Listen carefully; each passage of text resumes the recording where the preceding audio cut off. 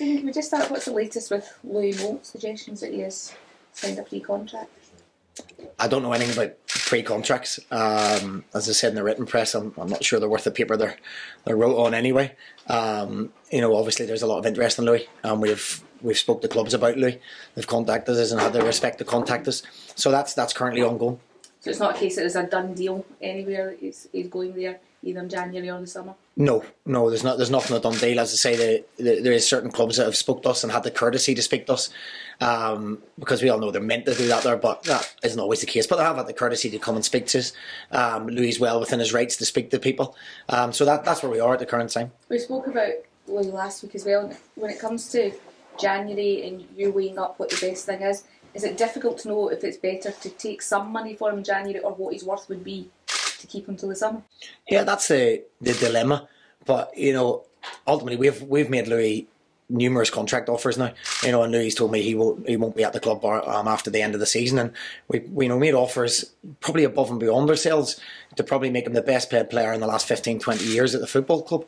So he hasn't, Louis indicated well within his rights that he's not going to do that. So we have to weigh up in January.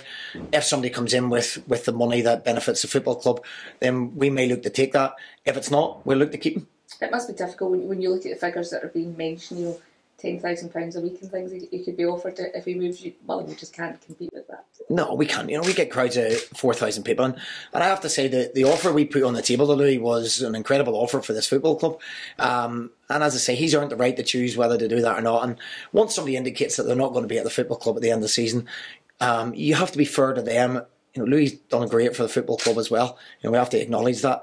But what I will do, whatever decision we make in January, will be to benefit the football club. Have there been clubs that have indicated they might bid for him in January to take him straight away? There's clubs, there's clubs very interested in him, and if it goes to the summer, then it becomes a scramble for everybody. So I can't dictate what they do. I can't dictate what football clubs do. If they come in and put an offer in that we sit down with the board and think it's acceptable, we'll look at it. But ultimately, it'll be to benefit us and benefit the football club.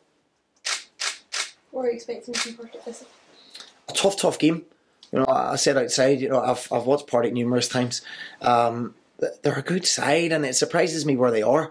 And I watched the game on Saturday back, and there wasn't a whole lot between the teams. Some set plays and errors that they're getting punished for, as you do when you're down the bottom of the league. You get punished for small things. So, we have to be definitely on our guard tomorrow night that there's a backlash from that result. I've total respect for Archie and Scott down there, and I'm sure that they'll turn it around. What we have to be making sure is it's not against us.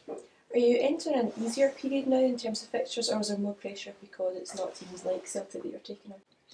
I think there's always pressure. We put pressure on ourselves.